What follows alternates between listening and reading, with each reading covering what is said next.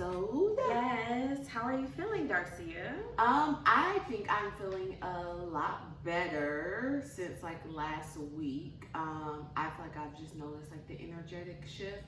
However, this past week I have been exhausted. Like I am just tired all the time, and I'm like, I don't know what's going on. If it's daylight savings time, or if it's time for like a break or whatever. But yeah, it's been pretty crazy. How about you? What do you mean more about the shift? You can feel the shift take place. So like I know that, the energetic new year also happened. Also for me, like I'll get into it with like when I get into the transits, but like Pluto going into Aquarius, like after leaving Capricorn, like I'm feeling that. I also feel like Aries, like by being Aries season, like I'm feeling more confident, more sure of myself. Like last week I was telling y'all how I was like not sure of myself, but it's like my confidence is on 1,000. Like I'm back. It's coming. It's coming. And then also Mars has left Gemini, and I feel like I don't know if that's also like something that have to do with it, but I can just feel the shifts like energetically with the planets. Like the energy is changing, and also like I'm feeling this spring energy. Like it's time to get out. Like I've been in hibernation. It's just time to get out. Okay. Yeah. So I agree. I definitely feel also like I just need a break this week.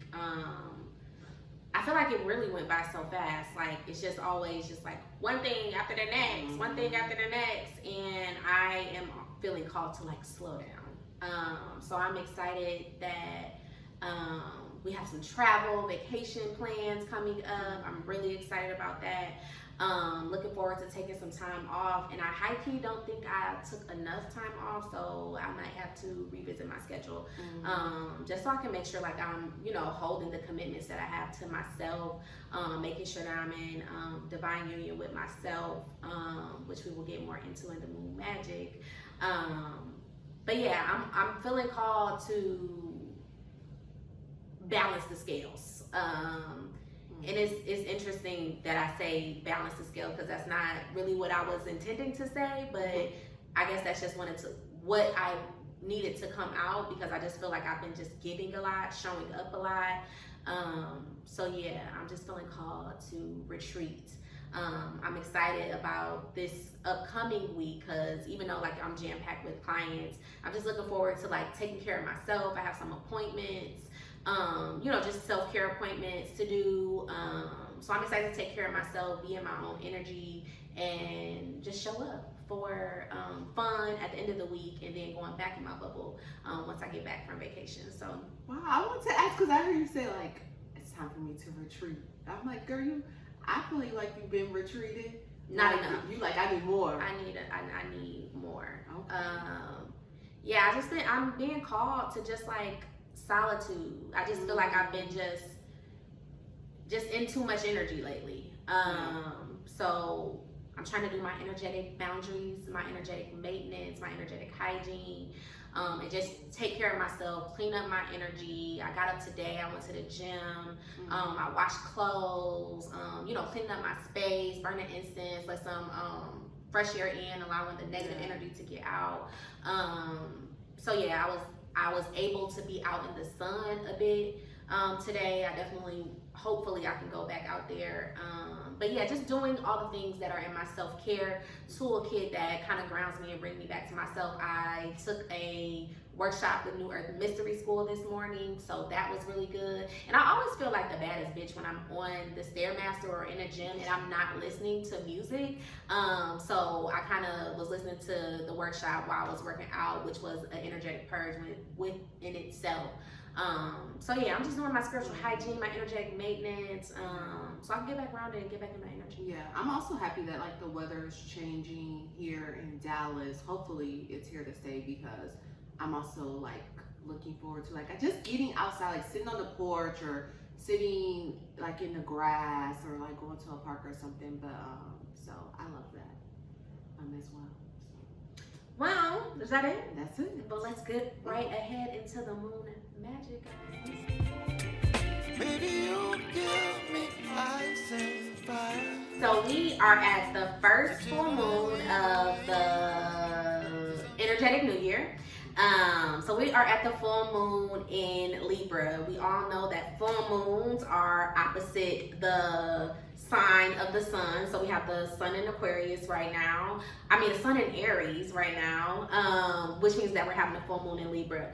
The full moon in Libra is going to take place on Thursday, April 6th at 12:34 a.m. So right after midnight, and this is Eastern Standard Time. And again, we're having that 1, 2, 3, 4 like cadence energy as well with this full moon, and we also had it at the Aries new moon. So again, we're like putting one foot in front of the other. We're building, we are following the steps.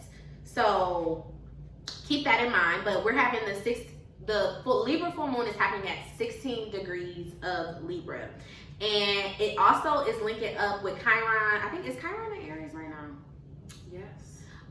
So some of our wounds might be being triggered and activated with this full moon as well. And we know like full moon is peak energy, drama energy, chaotic energy, purging energy. So we might feel a little tender at the full moon because our wounds are showing up. So, and we also might be triggered during this full moon because we're also figuring out either intuitively or very matter of factly, I guess, that certain relationships, unions, partnerships, they're just not the vibe anymore. They're not what we should be prioritizing right now. We're falling out of resonance with them. I feel like 2023 is a year that's very key in our ascension. So it's going to be full of transformation, change, chaos, and our ego will want to cling to what we know, but that's going to keep us from evolving. That's going to keep us from linking up with our higher self. That's going to keep us from getting everything that we deserve because we want to stay comfortable. We want to know what's going on. But the full moon in Libra is saying, release it, let it go, even though it's been familiar, even though it's worked out for a long time, even though your identity maybe has matched to it for a while, but it's falling away. And also, like, when things are falling away that we have identified with for so long, we can, one, experience the ego death, but also like experience a lot of grief that's coming up. So you might be feeling like super sad, super trying to like, put the veil over your own eyes, get caught up in the potential of a situation, a potential of a person, a potential of a job, and it's time to let that go. We have to see things for face value right now, because all of that keeping ourselves asleep, going unconscious, putting a veil over our eyes, seeing the potential in things that keep us from divine union with ourselves. And Libra loves relationships, people pleasing, showing up for others, and all of that. But that will keep us, if we're not finding that balance, if we're not honoring ourselves, if we're not keeping in mind that the most important union is the divine union that we have with ourselves, it will keep us away from the advancement, the abundance, the new level, like all the things that we're owed, all the things that we're being called to. If we're not able to let go of that, or we fall into, fall asleep and stay caught up with the potential of everything, we're gonna be away from ourselves. When we don't follow what our intuition is saying, when we don't follow our nudges, what we're being guided to, that's really telling our higher selves, like, or it's sending also a subconscious message that I can't trust myself. I don't believe in myself to know what's best for me. I have to exert my power. And Aries is all about taking your power back, honoring yourself, honoring that you are powerful. So with this full moon in Libra, it wants us to take our power back from situations that we feel powerless, especially because maybe we've invested so much time, so much energy, so much love, so much whatever into these situations, and it's not turning out how we need it to. But it's time for us to let that go. And that's part of taking our power back. Like, I'm a master manifestor. I can create whatever the fuck I want to create, and I can transform whatever I want to transform. But that first means that I need to be conscious with myself and say, this is no longer working. I can no longer operate under certain paradigms that keep me asleep to my abundance or the next level or change or whatever it is. I also wanted to just add, like, when you were saying like the potential in people, like I'm just at the point in my life where, because I'm a person where it's like, okay, I see the good in everyone, or I'm like, I see it, they gonna get there, I'm gonna help them get there. Nah, you better come all the way together, like with me, whether it's romantic or friendships. Like, I'm done seeing the potential in people, because you end up playing yourself at the end. Absolutely. Like, and just because I can see the potential in you doesn't mean that you see the potential in yourself. It doesn't mean that you honor the potential in yourself. And also, just because, especially like people who are whatever, just want to see the potential in people, sometimes we get so caught up in, oh my God, this person is so amazing, they have so many gifts, they can do this, they can do that. But that can be very intimidating and overwhelming to that person, that they don't even want to hear about it. They don't want to assume the position. They just like, it's just too much to get wrapped up into that potential. So meanwhile, you're projecting all this potential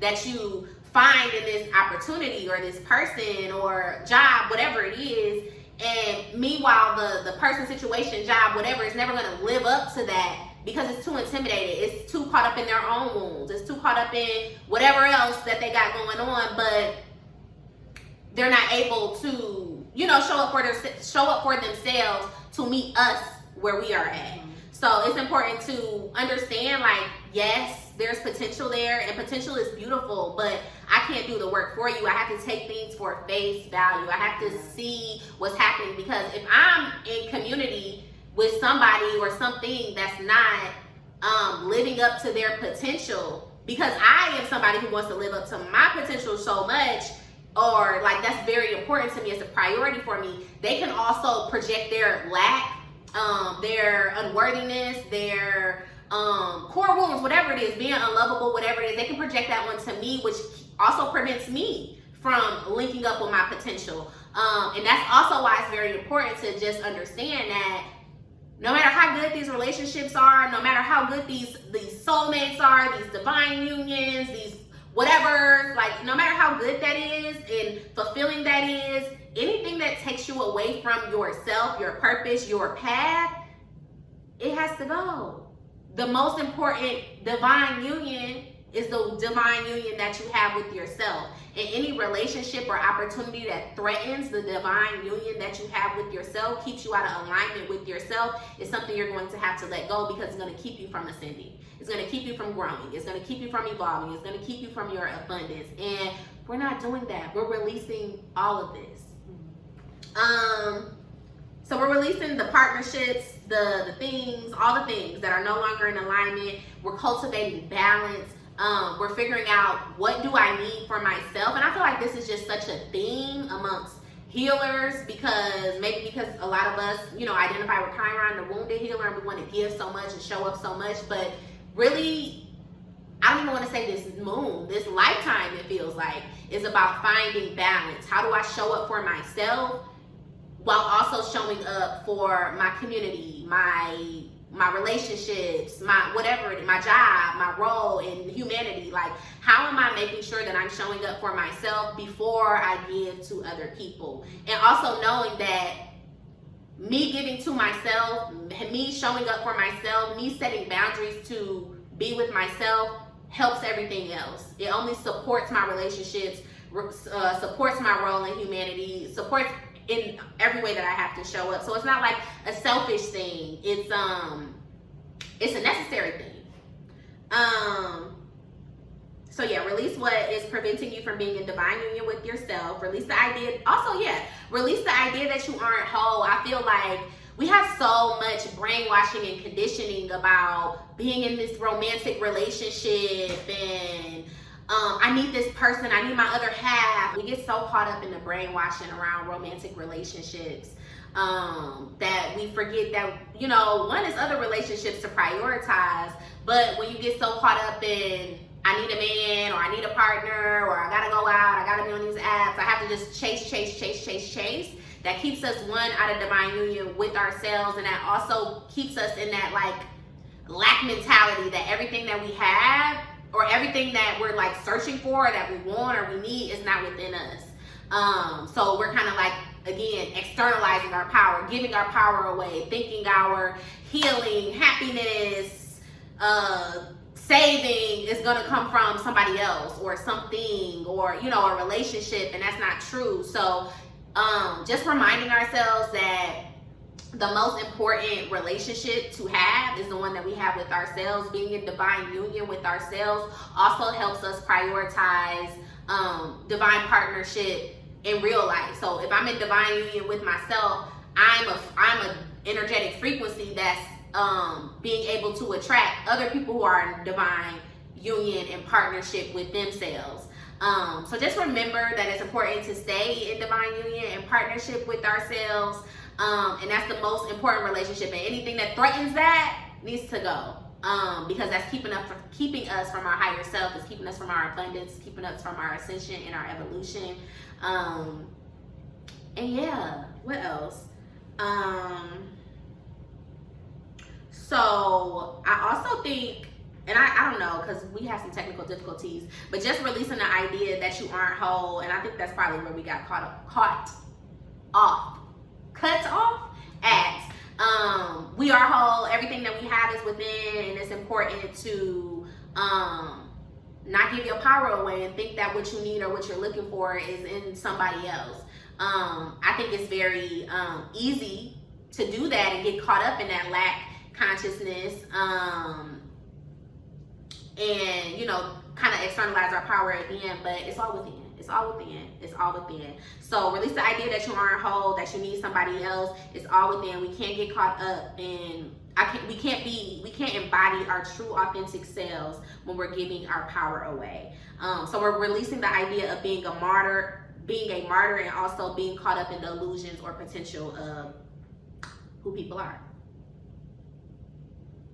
So also, it's important to, again, not get caught up in seeing the potential of people, because tomorrow is not promised. And if we get caught up in potential, that's also like tying up our energy, so we can't explore other options, explore other possibilities, because we just banking on this one thing. We banking on this one opportunity, and that's also kind of a lack mindset, because it's you putting on the blinders to the abundance, to all the possibilities, to all the solutions. So you honor yourself and you honor your divine union with self by seeing the full picture, and also knowing like, okay, well, if I don't like this full picture, I'm a master manifester. I can create something else. So this full moon is asking us to honor what is not working by leaning into change. And whether that change needs to happen within or the change needs to happen without. So we're releasing the loyalty programming. Like, I've been hearing a lot come up in my sessions, like people have been loyal to like relationships and they're feeling like betrayed, which is totally understandable. Like, it's totally understandable to feel like, damn, I'd have been loyal to this relationship, I done invested so much energy in this relationship and it is not giving what it needs to give. Like, I get the pain and the grief that comes with that, but it's just been so much loyalty programming that has kind of got people off of the path. Loyalty to jobs that no longer serve them. Loyalty to organizations and relationships, even if they're not like romantic, friend, platonic relationships, business relationships that are just no longer working, and people are just like, well, I've been so loyal, and I also feel bad to like let this go or to honor what's not working because I feel so loyal. But again, the most important loyalty is the loyalty that you have to yourself. Like, are you loyal to this job? Are you loyal to this person? Or are you loyal to your higher self? When your higher self is saying like, this is no longer a good fit. We don't like this. It's not working. Release the loyalty programming that gives your power away and makes you continue to invest in things that are no longer serving you for the sake of loyalty, because that's not loyalty when you betraying yourself. We need to be in integrity with ourselves, and we break trust and integrity with our higher selves when we don't honor our intuition or what we're being called to do. You can't be in true partnership until you are in true partnership with yourself. You cannot. It's just gonna be codependency, really.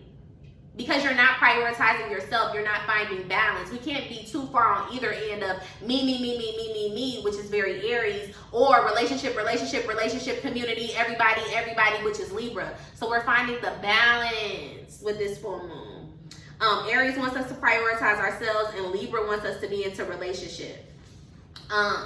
So again, part of this work is painful because we're letting go of stuff that we have had long relationships with, or it relates to our identity in some way. And you're gonna feel some pain, you're gonna feel some grief, you're gonna cry, you're gonna feel like shit, you might be depressed, and all that is a part of the process. So stop avoiding the work. Stop thinking like, well, if I just give this a little bit more time, or I give this person a little bit more energy, or a little bit whatever. Like, no, just grieve. Do the work of grieving. Yes. Crying. It's painful. It's nasty work. Yeah. Grief is not cute. And I do think that's why people hold on to situations a little bit longer than they should, because they don't want to feel the healing process, because it is so like sticky and and all these emotions. But you got to face it one way. You're only delaying it. So it's like, just rip the Band-Aid cry, off. Yep, and just get it over with, or whatever that you need to do. Yes, and with this full moon, I definitely call you all to do some cord cutting rituals. I definitely think it's important for people to listen to their own intuition around what cord cutting looks like.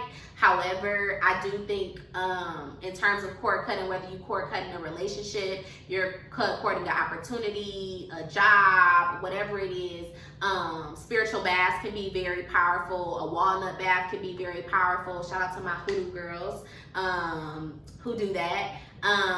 Meditating, energetic cord cutting is very powerful. And again, we're not like cording and just cutting this person off and wishing them ill will. We're just severing the energetic ties.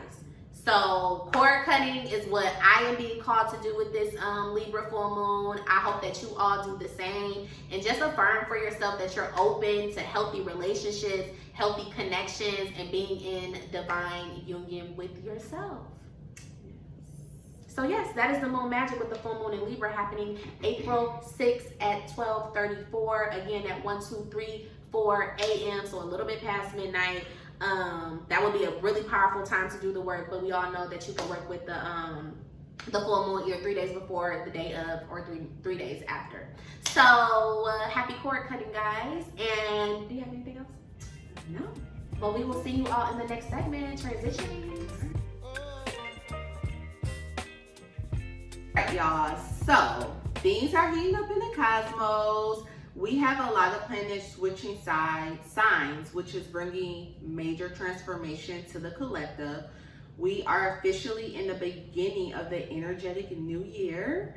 So with that being said, I'm going to go over two major transits: Mars in Cancer and Pluto in Aquarius. So we're going to get started with Mars. So Mars has officially left the sign of Gemini, where it has been for 7 months. And if you know astrology, Mars usually does not stay in one sign that long. It's usually like a month or two at the most. But Mars then went retrograde, then went forward, did a lot in Gemini. It was my Mars return. Yes.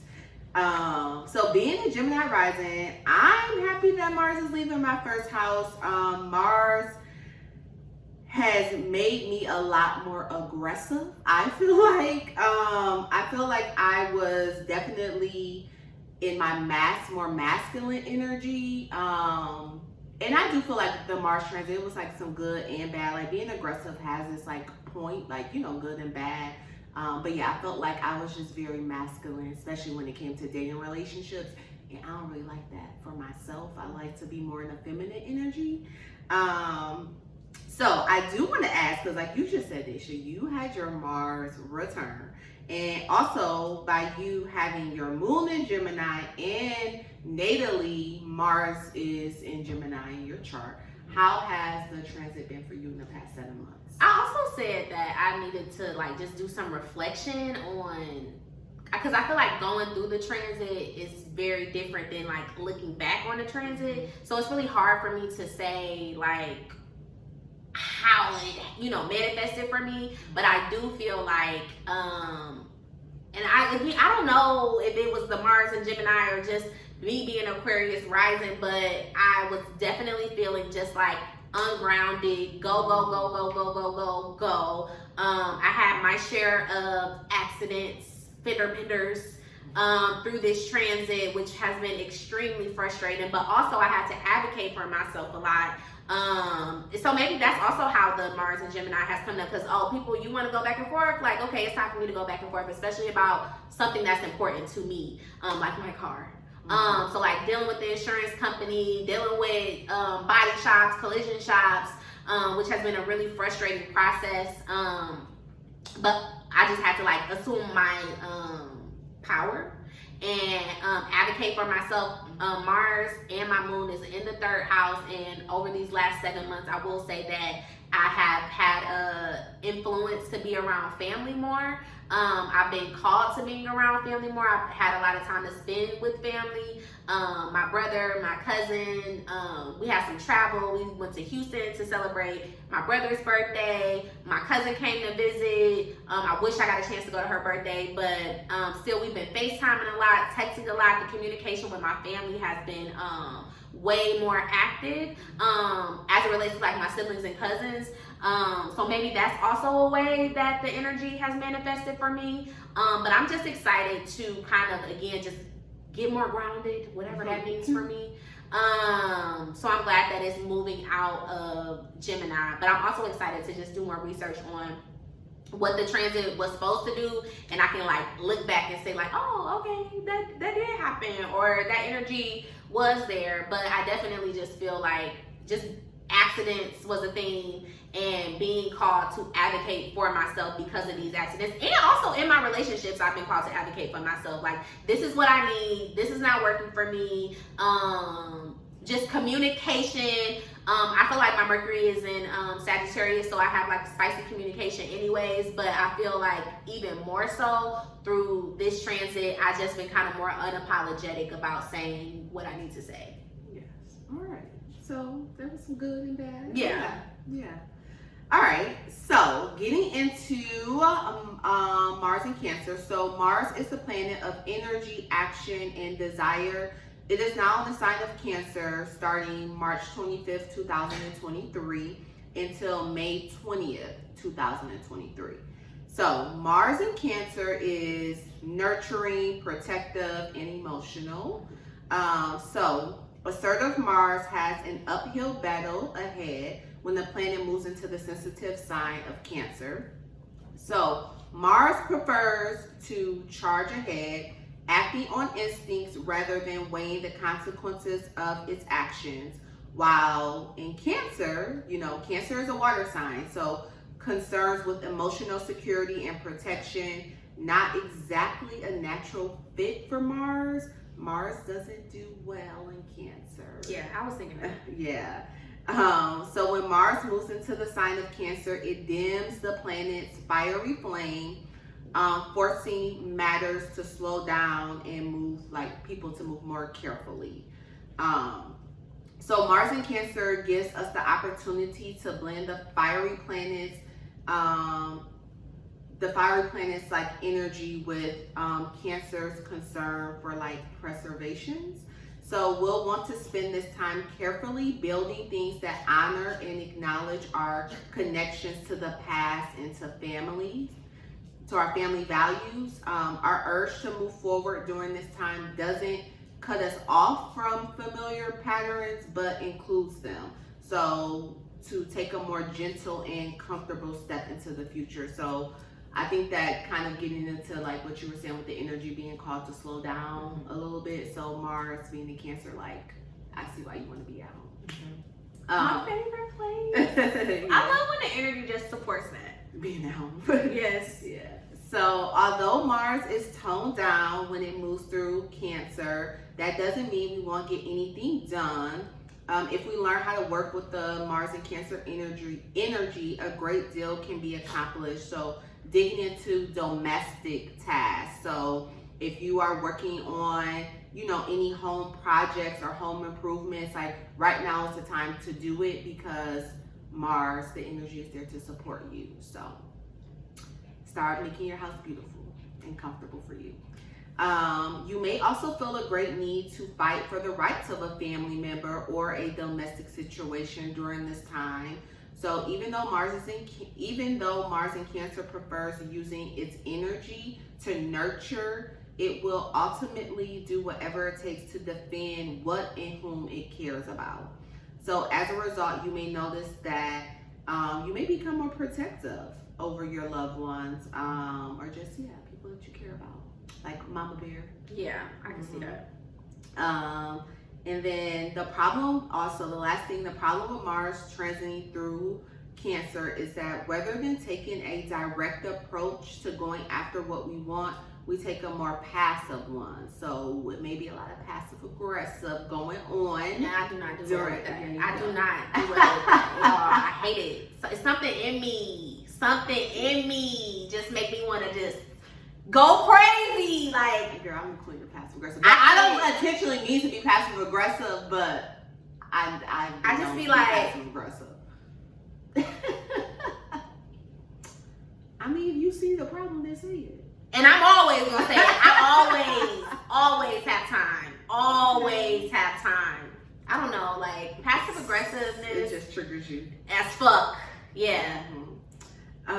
So also, if we don't feel emotionally connected to something, it is unlikely that we'll take action. So I think that's going back to kind of what we've been saying. It's like things being in energetic alignment. So if it don't feel good with this Mars and Cancer, you're not about to do it. Yes. Honor what is not working. Yes. So unfortunately, the actions we do take is usually ruled by the heart and may be more reactive and oversensitive than purposeful. So we may be in our emotions about the things that we do. So yeah. And I just want to also point out, like, so Mars and Cancer traits are creativity, being defensive, being passionate, intuitive, sensitive, seductive, loyal, and intense. So those are some of the themes that may be coming up with Mars and Cancer. All right, y'all. So this is a big one, the next one. Pluto in Aquarius. So Pluto has officially left the sign of Capricorn. So if you have any major Capricorn placements, such as your sun, moon, or rising, as you know, since 2008, you have been going through it, but you just been transforming, but Pluto has officially left Capricorn. So it's time for like that ease. Like if you have been working on things and you've been wondering like, damn, why do I have to work so hard? Like, why is it not happening? Like that time is up. Like karma is restoring. So if you've been doing the work, if you've been going with the energy, whatever projects or just different things you've been working on, you're going to start to see like the momentum and like good things coming from that. So since 2008, like I said, Pluto has been in Capricorn, which has caused a lot of transformation, good and bad. So with Pluto leaving Capricorn, like I said, you should notice a shift. So I do want to state this, that Pluto will be in Aquarius. Well, it went in on March 23rd, 2023, and it will be there until January 19th, 2044. That is 20 years. We in it for the long haul. Yes. So life as we know it, which I feel like after COVID, so 2020 on now, like anything that happened in 2019 and before then, like that's not life. Like life is about to change for everyone, how we just do things. So just be prepared. But I do want to note that Pluto will retrograde back into Capricorn for a final like cleanup on June 11, 2023. And it will be there until January 19th, 2024. But on January 20th, 2024 is back in Aquarius and like we're back in action. Like, so right now is really kind of a sneak peek. Like a prequel. Yeah, of like what is to come. I will say I'm nervous. I'm a little nervous because I'm around a lot of Aquarius energy. So I know that you are Aquarius rising. Yeah. How are you feeling about Pluto transiting your first house? I'm actually very excited about it. The more that I do research and also have been just like feeling the energy, I more so am feeling like extremely powerful, very sure of myself, but I also know that can rub people the wrong way, or it can make people feel a certain type of way. But I'm also understanding like that's not my business, and I just gotta show up in my power. I'm really excited for Pluto and Aquarius with it transiting my first house. I feel like I'm going to the next level. Pluto is transformation, and I'm ready to be transformed. I'm excited to be transformed. I feel like I've been getting visions about what my life is about to look like. I've been getting a lot of dreams about fashion, and that may seem so like basic and mundane, but the pieces that I'm dreaming about, I gotta have that coin to get, and I had an abundance of it. So I just know that I'm getting everything that I want.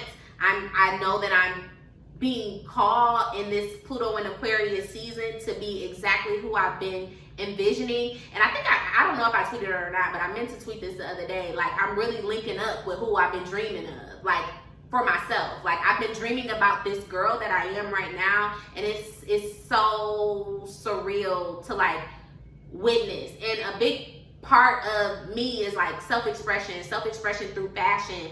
And I think I talked about this on the podcast previously. Like, I've just given up so much of like my wardrobe and how I used to present prior to me moving to Texas, and like building my new wardrobe has been a time, and it still is a time. But I've been putting these outfits together, and I just feel like myself, and I'm just excited for more of that, because myself is very different than who I was in Detroit and just prior to 2020. And I'm really excited to embody her, but I also know that me embodying myself, me owning my power, me owning who I've been called to be, who God has created me to be, is going to be triggering for a lot of people. So I'm maybe nervous, I guess, in a way about that. Just like, you know, how do I what's the word I'm looking for? I don't know, I can't think of the word, but how do I like reconcile? How do I reconcile being myself while also like triggering other people? And I think that's just something that I'm gonna have to work through, and I'm gonna have to take it day by day. But I'm really leaning on like the people that's for me will get it. And I'm not saying it's gonna be easy for them to get, but we'll work through it. You know, it'll be fine. But I'm really excited to embody my power, just embody who I am. I feel like this Daisha is kind of like the Daisha who was just coming into spirituality in 2017, 2018. Like, I just felt like I just found a pot of gold, like, and I just knew all the secrets of the universe. Like, you really couldn't tell me shit. Like, I felt very good about myself. I looked good. Like, oh my God, I just felt like I was just embodying a goddess. And I feel like that's what I'm getting back to. So I'm very, very, very excited for Pluto in Aquarius. I'm excited to see how I can be more boldly myself, how I can, also just like, I feel like people have always, you know, just expected me to show up a certain type of way, or they know what to get from me, they know what to expect from Daisha. But I'm excited to be like, you thought you knew me, but you didn't. Like, there's more layers. I'm excited to peel back the layers for myself, and I'm also excited to put those layers on the world stage. So yeah, I'm excited, girl. All right, girl. How are you feeling though? I don't know. I think I'm just nervous for, I don't know, because I just know like Pluto being in Capricorn is just very intense, and I love that you're highlighting like, you know, the positive and all of that, but that shit is hard. It really do be having you like second guessing and wanting to end it all, like not wanting to be here. But you know, I'm like, that's good. You claiming it, like, yeah, I am. Yeah, so, I am. Yeah, so we're gonna see. But it's you and my mama, so yeah. Lord Jesus, y'all pray for her. Pray for me. Y'all gonna be getting cussed out. Like, I doubt it. Yes, Queen of passive aggressive. Like, I doubt it. Girl, like, I'm not talking to you. Okay, but all right. So going into collectively what we can expect, y'all. So Pluto in Aquarius is extremely rare in a life-altering transit. Mm-hmm. Like the last Can I time. just say one more thing? Oh, yeah. Like with that, I feel very like chosen, and I feel like this is very important that I get to witness Pluto in Aquarius with being an Aquarius rising in this lifetime, because it's super rare, just like you said. Yeah. And the last time that Pluto was in Aquarius was in 1700s. That's crazy. Yeah. So I just don't think it was like by no coincidence that I incarnated in this lifetime as an Aquarius rising, and I'm going to go through this transit. Like, I'm just excited to see how good it can get. Yeah. I'm ready to be transformed, but I also am not like ignorant. Like, I know, because I really lean into transformation. I love being transformed. I love being triggered. I love these things because it allows me to like dig deeper into my own psyche, my own self. So I know that it's gonna come with chaos. It's gonna come with change. It's gonna come with transition. But I'm ready for it. I feel like my life has been, I don't want to say kind of boring, but because it hasn't been boring. But I just feel like 2017, me coming into spirituality through like 2020, it was so much cleansing and letting go and all these relationships that just had to go. And my life is pretty like normal, know what to expect every day. I have a small community, so I'm excited to see how that gets shaken up or just like added into. Like, I'm excited for the drama, I guess. Okay, all right, buckle up. You do like transformation. I don't. I love it. I love it. It's what gets the people going. Okay, in my world. Being an 8th house stellium girl, I didn't die and was born again, died and came back. Yes, but that's a part of it. Like, that's the point.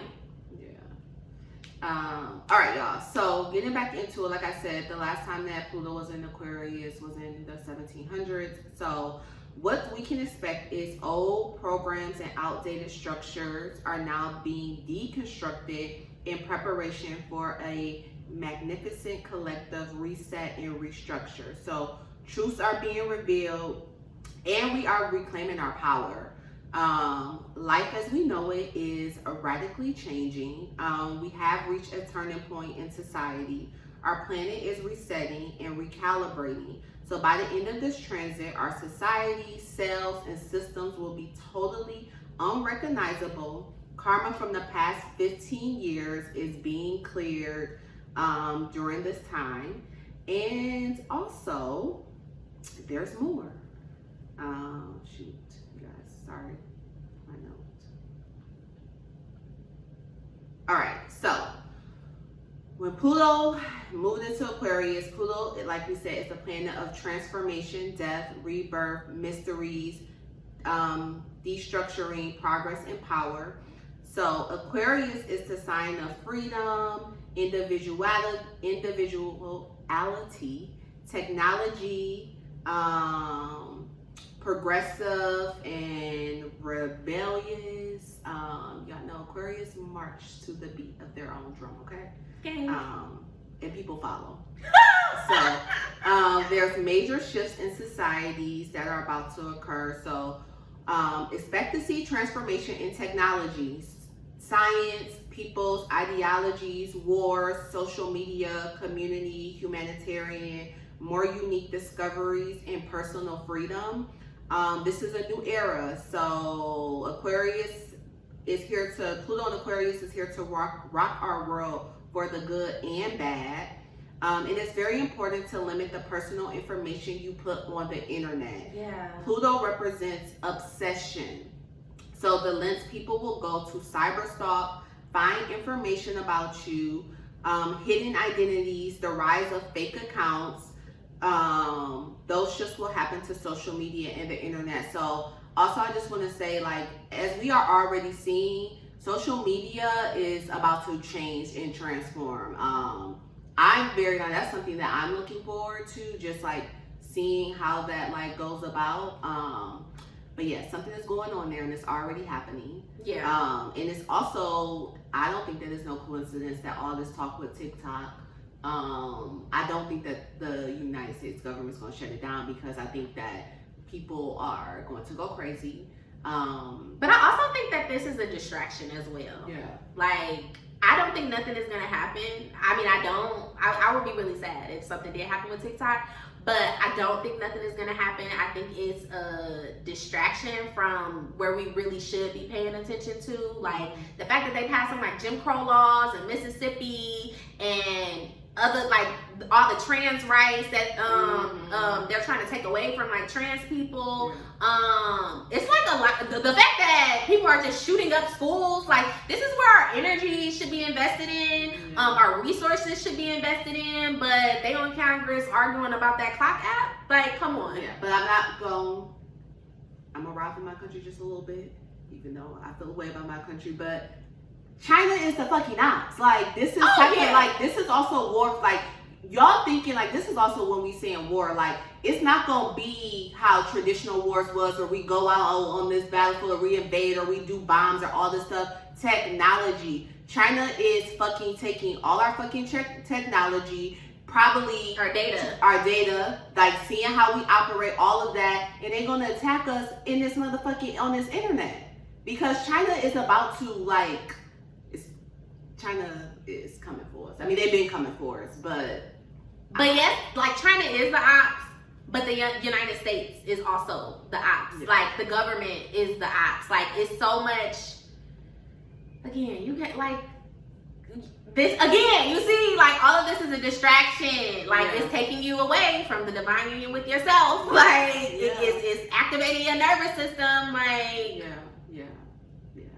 But I don't know. I am just a little bit afraid. How about if we just all work it and then trying to, like, lights out on y'all? Something happened like that yesterday. Like, it looked like somebody just turned the world off. But, like, I was like, did you see that? I'm like, am I crazy? Did my eyes just play tricks on me? It's like everything went black for like a millisecond. It was really weird, but life went on. Yeah, but yeah, I just really AI. You know, that's definitely a big thing. Like, just every time we go on these damn apps, our data, it's just just taking it. Yeah. So stay woke. Okay. So also, Aquarius energy is very rebellious. So expect to see people fighting against injustice involving the government, what we just talked about, race, gender, and identity, laws, etc. Many revolutions. Community will be a major focus. Social structure a major focus. Equality will be a major focus. Alien talk will do nothing but get bigger and bigger as more discoveries will arise, especially in space. I really do think that from now to 2044, we will see aliens. That's just what I think. Yeah. So get y'all prepared. looking at one. Hi. Yes. Also, just to keep in mind that this is the United States' second Pluto return. This Pluto return will be affecting the United States' second house. So money, banks, desires, our values, possession, goods, comfort, and security. We can expect to see major issues, but also progressive energy involving these themes. So I don't know if everybody is aware, but like, y'all, we are in a recession. Like, I don't know if they're gonna formally announce it or not, but it is here. People are getting laid off of work. Like, thinking back to, was that into, when did we have our last recession? 2001. I was about to say 2008, so 2009. So thinking back when Pluto went into Capricorn, we went into the recession for all those years. Like, it's about to happen again, but it's going to change the way that we value our money. I'm also thinking by it being in Aquarius, like, the government just going to have to just give us more money. Like, that's just what it's about. I also think that even we may not, like, we're going to be bartering for services. I really think that that's going to be a thing. And just linking up in community, like, we are better together. Like, yeah, people are just gonna be coming together. I feel like that's what Saturn and Aquarius was about too. Yeah. So you're gonna see that on the, I think, like, on we the building it, building on that more, especially for the collective. Yes. Like, it may have been happening in pockets with Saturn and Aquarius, but with Pluto and Aquarius, it's going to be a collective. Yeah. And also with Saturn and Aquarius, I think, did we talk about this in the last episode? But another thing, like friendships, like, or just who you call your friends transforming, like on Pluto and Aquarius, that's also going to be a thing. So yeah, with all that being said, if you have Aquarius, Scorpio, Leo, or Taurus placements in your big three, you will feel this transformation energy the most. Yes. So So yeah, so look at the house that Aquarius sits in, and that's where your Pluto return will be happening. So like Daisha gave us a bit, she's Aquarius rising, so Pluto will be transiting her first house. I am a Gemini rising, so if you're a Gemini rising, Pluto will be transiting your ninth house, which is foreign travels, higher learning, and all of that. So I'm excited about that because I'm about to get smart on y'all. Period. So yeah. Been smart. Been smart, but Smarter. Get smarter, yes. And I'm about to, girl, I'm a little nervous though. About what? Cause with traveling. Cause I know you, cause you natally have like Pluto in the ninth house, and you was telling me how you be having some Shit stuff be happening on your foreign travel. But it's all again for my highest good, and it's so crazy. It's so crazy. I just looked at this note that I turned on an old phone today, and I looked at this old note that I wrote to myself, and I was in Paris, and after I had this big chaotic thing, and it was just so interesting, like seeing like how I was, responding to the person who kind of triggered me in that instance, and just to think how far I've grown like since then, it was really wild to read. But yeah, like shit be popping off during travel, but it's always to help me become who I'm supposed to be. Yeah, transformation. So yeah, I am excited to see Pluto in Aquarius. Just something new for our generation. That's really crazy. It's going to be there for 20 years. And also, we're seeing all this stuff because Pluto is a slow moving planet. So it's not like it's going to be like all at once. It's going to be just very slow over time. But really pay attention during this time, and y'all gonna see like, okay, this is what we can kind of expect going forward. So that is it for transitioning. So we will head over to Now and Zen. Just some kind of butterfly. Baby, you give Welcome me to Now and Zen.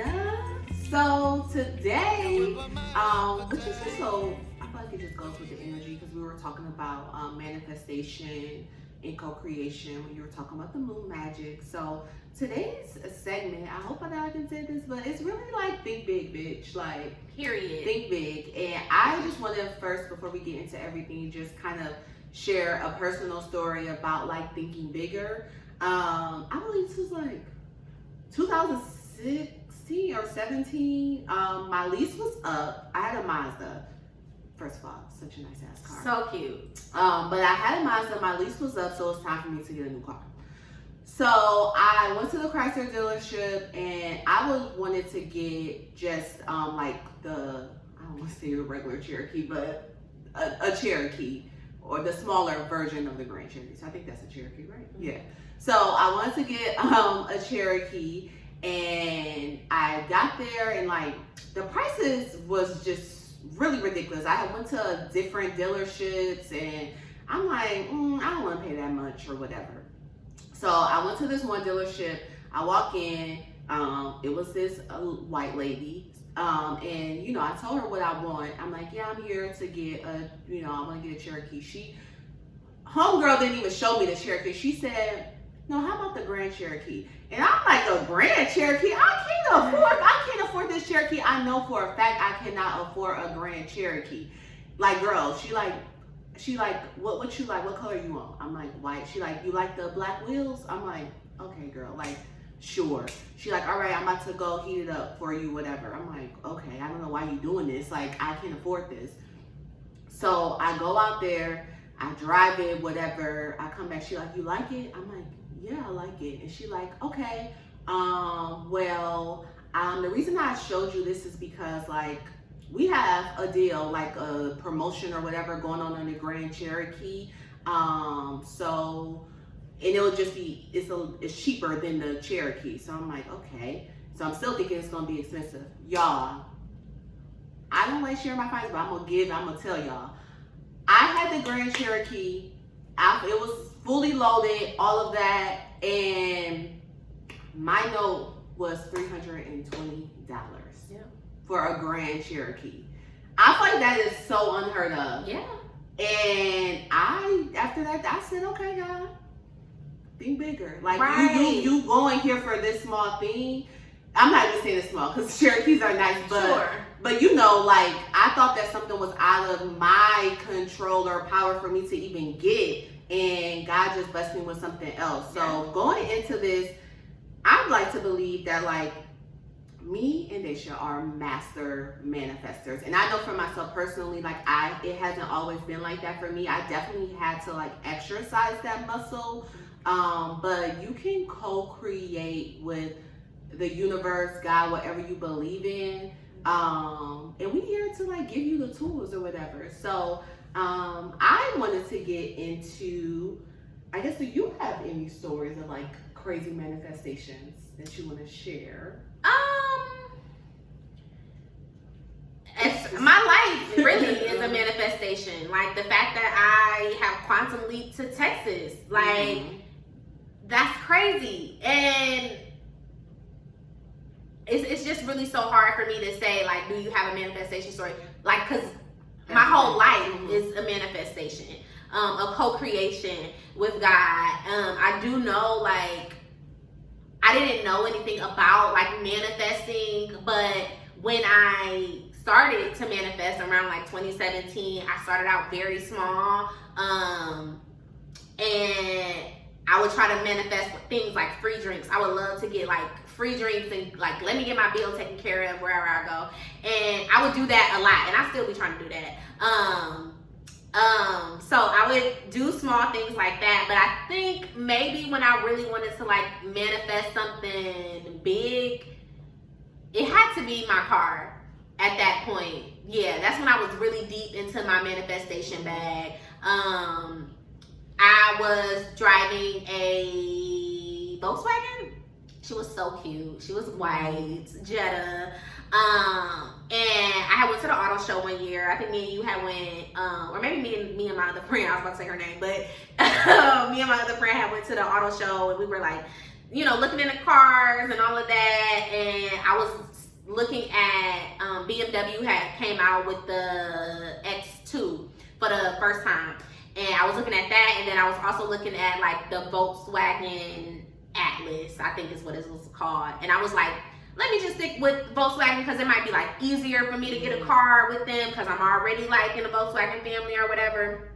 But like the closer I was getting to like I needed a new car, it was very clear like, no, I want a BMW. Like I want a BMW. I'm gonna figure it out. And also I was just again getting very like familiar with manifesting, and I would like YouTube search like, okay, how do you manifest a car and stuff like that, and people would say, and shout out to True Brilliance, because she had a video about like getting dressed, getting real cute. I think the video was about being like energetic frequency or something like that.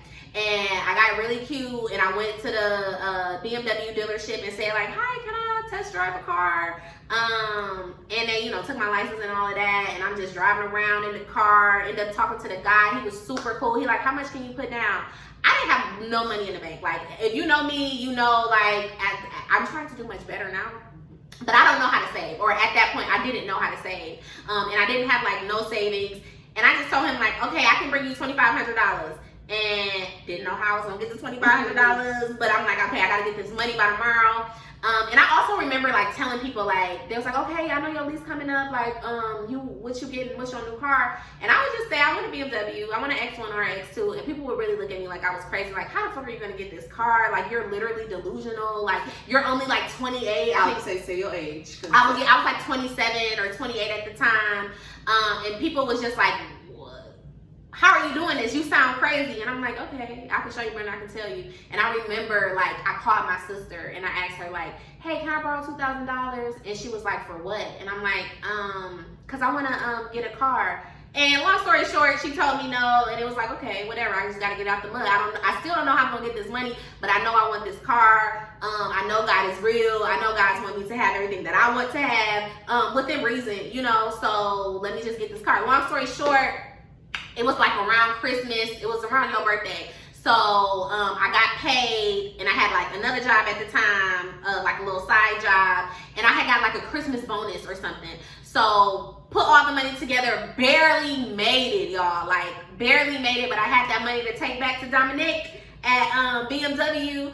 And I got my car, and I remember driving it home. I was shaking because I literally could not believe it. I literally could not believe, like, damn, you really just said you wanted this car. You've been manifesting it since January because the auto show happens in January. And it took me about 12 months because I got it in December, but I did this shit. And I was just so like, how the fuck did you do this? But really it was, I lit candles. I prayed, I set intentions. I remember I had a shroom trip. And again, this goes back to, remember when I was just telling y'all about that crazy experience I had in Paris? So I went to Amsterdam on that same trip and I took shrooms, and throughout my shroom trip, I saw me driving my car, I saw me going to the dealership. So I knew like the shit was coming. Like that's also what kind of gave me confidence to like go into the dealership and like test drive and all of that, because I kind of saw it already. But really just praying, writing shit down. Also when I manifested the car that I have now, I would watch YouTube videos about the car all day long about like the specifics of the car, the different modes of the car, the leather of the car. I was knowing that car inside out. I could probably work at Genesis and tell somebody about the car if they wanted to buy it. Like that's how involved I was into like creating the vibration that this car was already mine. I already had it. I already knew the ins and outs of it. I didn't need nobody to tell me how to cut it on, how to use the functions. Like it was already mine. And that's a big part of manifestation, like feeling into it as if it's already yours. And I think that's probably when my manifestations really started to kick off, aside from like drinks and food and finding $20 or money on the sidewalk and stuff like that. But I would say it's hard to say just one specific story, and I already know that I gave one, but I just want to say this: my whole life is an entire manifestation. But setting the intention on another shroom trip in 2021 when I was in Dallas, like I want to move here, and that was March of 2021. And September of 2021, I had moved down here. I thought it was going to take a year, but it took 6 months. I really went back home after we vacationed down here, wrote a list of the things that needed to take place. Money was coming out of nowhere to pay off like my credit cards. My job was super understanding, and we were remote at the time anyway, but we was kind of going back into the office. And everything was just like working out. Like literally my apartment let me get out of my lease. I got rid of all my furniture. It was just so like seamless, falling away. Like it was literally like a quantum jump. I also feel like the universe was like, okay, I'm glad that you manifested this like new thing for yourself, because like you've reached your ceiling in Detroit. So I did like a quantum leap into Dallas, and even Dallas has been manifestation after manifestation. I wanted a certain apartment, I got it. I wanted a certain lifestyle, and I got it. I wanted a certain car, and I got it. And also, you got to be careful about your manifestations too, because the apartment that I manifested, it was so beautiful. I loved it so much. It was huge. It was huge, y'all. But long story short, they wasn't renewing my lease, and I was just like, well, why is this happening to me? Again, getting in that victim consciousness. I can't believe this is happening to me. I felt so powerless at the time, but also like you got to be making sure that you and God are on the same page in terms of your manifestations, because while God allowed me to manifest that apartment and I loved it, it had like a limit on it, and I was very attached to it. My identity was attached to it. I didn't want to let it go, but God came through with a big ass upgrade, you know, and I'm just so grateful that I didn't cling to what I wanted or what I had manifested for myself, because God knows best, and this isn't about me manifesting. This is about me being in co-creation. So I think that's also important when you're manifesting, like making sure your manifestation is also in alignment with God's will. Yeah. And if it's not, releasing your ego and allowing room for what God has for you. Yes. And just to piggyback off of that, I just feel like with God, like it's either no, because I have something better for you, or you can get this, but you have to be in alignment. Yeah, not right now. Not right now. So delayed does not mean denied. Right. But that also brings, I know you were dropping gems, but to life hacks, like just us sharing some things to kind of help y'all with manifestation, because like they just said, our whole life is a manifestation. I know that people from the outside look in and make their judgments or whatever, but I'm just here to tell y'all that God is good. We do not scam, scheme. Steal. Right. None of that. I wish I had a millionaire boyfriend I could say that's sponsoring all of this. Like, Right. we really just do this because we are really God's children. Like, I mean, I know that God loves all y'all, but I really do be feeling like I am God's favorite. The way that God just be shining down on me. But I think a lot of that also goes into that. Like, you have to have faith.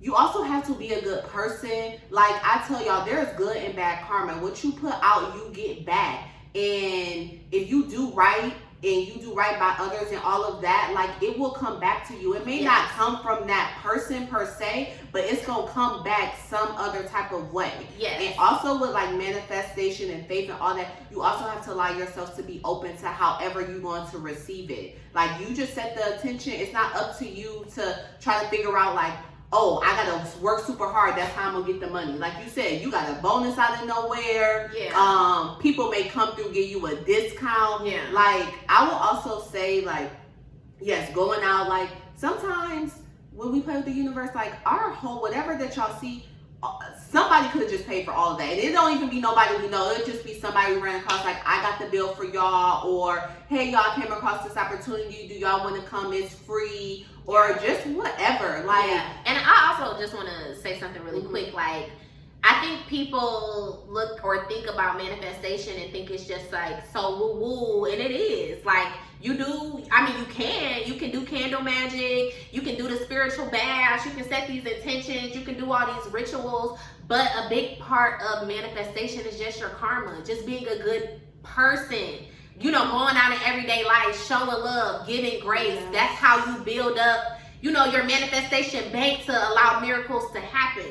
Mm-hmm. So it's not always actively, you know, you up in the witching hours doing all this magical work. Mm-hmm. It's in everyday life, you know? Yeah. Your everyday life is also like the ritual. Mm-hmm. How you show up is the ritual. Yeah. That's the magic. Yeah.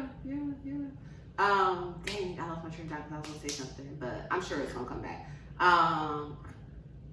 But yeah, I just also think that's what I was gonna say, like, giving. The more that you give, like, I know y'all heard in church, like, be a cheerful giver. Like, you have to give also to receive. Yes. Like, also, if you are so tight, and I had to learn this for myself, and I'm really speaking from experience. Like, I would be so tight with money or hold on to money and think like this is the only amount of money. Like, if I get a big, larger money in, I'm putting in my savings. And then I'm crying if I gotta go in my savings and use it. Literally crying, yes. But one thing that God has like showed me, like, when you hold on to money and just things so tight, you're going to lose it. So you have to be, the more that you give, the more you give back. Yes. I promise y'all, that's another life hack. Yeah, I was just gonna say that, being thankful for where you're at, like really waking up.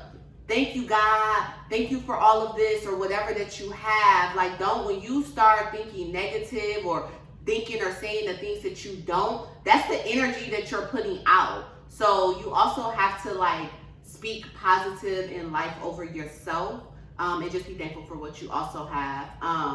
Another life hack, which we did say, like, setting candles, like different candles, the different colors represent something different. I'm not gonna lie, that candle magic, that stuff do be popping. It do be. Yes. But if that's something that you're interested in, I'm so sad that if you live in Detroit, Discount Candles, I loved her. Like, and they will dress your candles for you. I heard they closed. Yeah, that's what I'm saying. Like, they closed. But they used to dress our candles, and you put your energy in that. They will ask you what you're trying to manifest, and they'll season it and do all the like stuff. But you can do this too. Again, you don't need nobody to help you manifest nothing. Everything that you need is already within. You are already a powerful co-creator, so you don't have to go and buy these candles at this place where they do the fixing and all of that. You can go to the dollar store and get your candles, pray over them candles, and work your own magic, you know? Yes. And if you do candle magic, I do, like, if you go buy your own candles, do not blow them out, let it burn. Like, it do take a few days. Like 7 days. But yes, try to stay at home or something like that.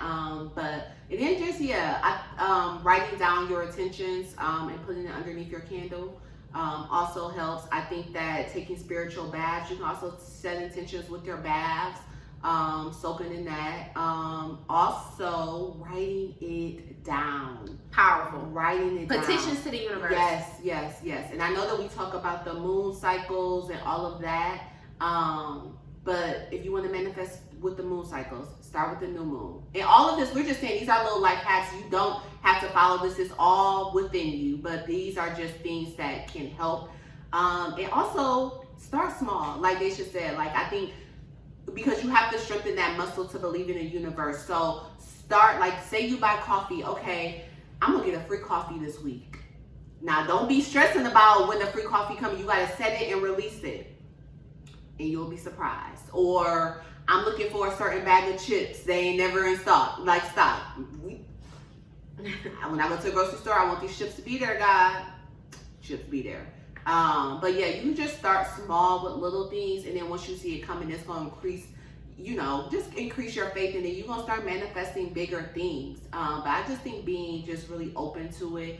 And just knowing you can co-create with God, and you can get whatever that you want. Another thing I want to say too is like, also especially when it's bigger manifestations, to know that your manifestation is on the way, God, the universe will send you signs. Yes. So we talk about the cars, like the car I had before, I would see that car all the time. Yeah. Or moving to Texas, I would see Texas license plates in Detroit all the time. All the time. More As than if I was in Michigan, Texas. right. More than Michigan. And that's just letting you know, like, You already there. You're already there. You're in alignment. The manifestation is coming.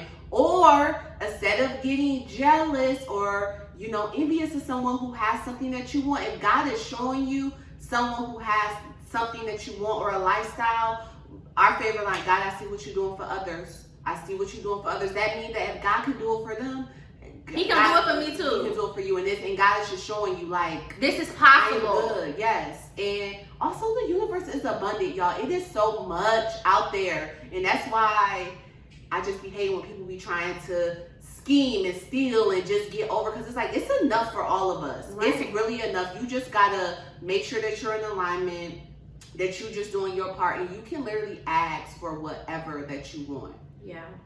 But also, like Daisha said, be prepared, because sometimes the manifestations be coming, okay? So really be prepared, because you can manifest some bullshit. Yeah. And I done did it plenty of times, and that's the thing. Like, I'm really good at manifesting, but not just the good things. Like, I be manifesting bullshit too, because I be manifesting out of my lower chakras sometimes, and not out of my higher chakras, or with my highest self. I can get very 3D with some of my manifestation, or flesh-like, instead of really tapping into my higher self and really seeing the full picture, the bigger picture of what I need. I want to go back to just about what Darcia was saying about being a cheerful giver.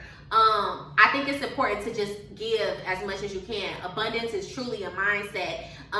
One of my, and I think I talked about this on a podcast before, one of my favorite ways to kind of affirm that I have an abundant mindset and the universe is abundant is tipping my servers, the people who do my self-care, my nails, my hair, the Lyft driver, really just showing love, because not only is times fucking tight and I am blessed abundantly so that I can bless other people abundantly as well, but to show like I don't have no lack.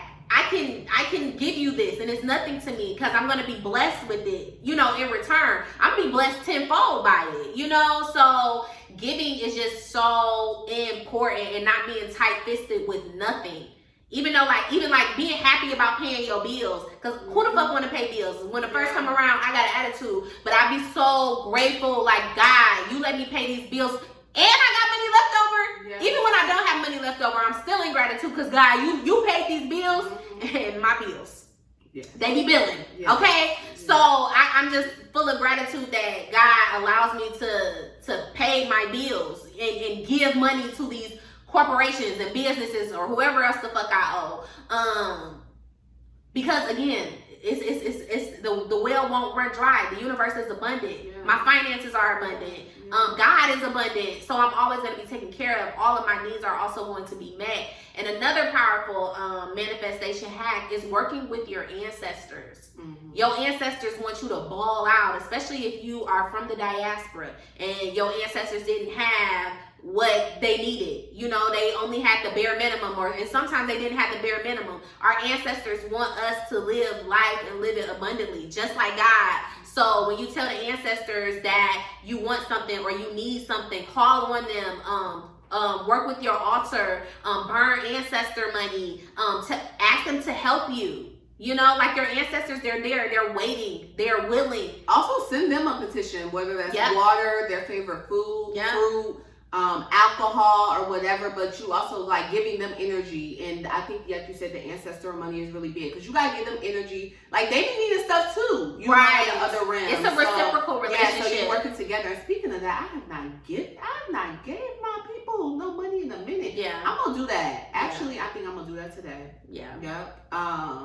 So yeah, I think that those. I'm trying to. It was something else. I don't know. I hate when I lose my thoughts, but. I also just want to touch base again on like the feeling, because that's like the biggest thing. Like if you can tap into the feeling of whatever it is that you want, like how are you gonna feel when you're in a relationship? How are you gonna feel when you got this car? How are you gonna feel when you get this house? If you tap into the feeling, the subconscious mind doesn't know that it's not real. It doesn't know that the thing is not there. So it's like, okay, if we can tap into the feeling, if we can tap into the invisible, the 5D of whatever this is, we're waiting on the 3D to catch up. And the 3D has no choice but to catch up if I've already lived in this vibration. I'm already embodying the vibration, so it has to meet me where I'm at. In my mind, when I was driving that Jetta, I was already driving a BMW. I just needed the BMW and the money to show up, which it did, you know? Yeah. Live in delusion, y'all. Delusional. Like, and that's probably like, if y'all really be looking at people, like people who really be making shit happen, live in fucking delusion. And that's like what you have to, and like fake it till you make it, you know? But. And so many people thought I was delusional and fucking crazy in 2017. And also in 2021 when I was saying I'm moving to Texas. People literally thought I was crazy. How you gonna do that? That don't make sense. All the shit I was talking in 2017, 2018, especially because it was so new at the time to like my community or the people I was around, literally thought I was crazy, but now they see. Yeah. It pays to be crazy. Like, girl, I think I said what's that? What was that manifestation? Girl, okay. What Yes. was that? How you do that? And also, like, getting back, like, yes, you can tell people the things that you're manifesting, but you also keep it close to the chest. Keep it closer to you. Like, because everybody do not want the best for you. People will send ill will or whatever, and that do mess up your manifestation sometimes. But I do truly believe what is for you is for you. But still, like, if it's something that you really are working on and that you want, just keep it close and just pop out with it. You know, like, you're right, and then you can tell the story or whatever. Everybody don't need to know what you're manifesting. That's between you and God. Facts. But yeah, I hope y'all doing some manifestation after this. Like, and it's the spring, y'all. I got so many manifestations coming. So I'm super excited. I did want to share with y'all, just if you wanted to like learn more about manifestation, some book recommendations. So The Universe Has Your Back by Gabrielle Bernstein. Yeah. It's really good. There's some gems in there. Also, Ask, and It Is Given. The Book of Law Attraction by Esther and Jerry Hicks is also a really good book to read. And Abraham Hicks is just really good in general to listen to in terms of manifestation. And shameless plug, I have a video on my YouTube channel, Damn She Deep. I think it's called Manifest Your Heart's Desires, or it's Go Time on Getting Your Heart's Desires. So yeah, and I drop a lot of gems as it relates to manifestation for y'all to look into. So Damn She Deep on YouTube, Go Time on Getting Your Heart's Desires. I think that's the name of the video. But yeah, YouTube is a great resource. I learned how to manifest on YouTube. And True Brilliance. We've talked about her so much. Yes. She's really good. as well too. So y'all got some resources to help y'all, but this is really about relying on yourself, relying on your inner magician, your inner priestess, your relationship with God, calling in what you want, really understanding that nothing is off the table, nothing is off limits, anything is possible, and being bold enough and having the audacity to go after it. Yeah. I'm telling y'all, whatever that you want, you can get it. So create. Yeah. And be open. Also, just be open to how your manifestation show up. Set the attention, let it go, and be open. Yeah. That's it. Yeah. All right. We would love to hear your manifestation stories. So if you want to, you can drop it in our comments box on our YouTube channel. And yeah, because we want to build community and respond to y'all and just see, if y'all, what other manifestation hacks y'all have that y'all want to share. So absolutely. And speaking of the YouTube channel, if y'all haven't already, please subscribe to our channel, like our videos, comment, do all the things. We're really excited about growing that platform over there. So make sure y'all check that out. All right. Until next time. We will see y'all at I think we're having another new moon in Aries. Yeah. Shout out. And this is why this month is so important. Manifest, y'all. Release the bullshit. It's time to manifest. This year is about ascension, transformation, change on an individual, personal, and collective level. But in order to get to where we're going, we got to let go of the BS. And that also goes for like ideology. So if you think that you can't manifest, release that, because that's impacting your ability to manifest. Yes. Words Words have power. Words have meaning. Speak power and abundance and truth over your life and expansion. Get out of your own way. April, it just feels so pivotal, so powerful, so necessary. So we get another chance to set more intentions this month. We having, I think, 13 full moons this year. Usually we only have 12. So and we having two Aries new moons, which is super powerful, super significant, and it also makes me feel like we have a second chance at prioritizing the things that we want to do for ourselves and the intentions that we want to set this year. So use this energy wisely, and we'll see you all at the next new moon in Aries. All right.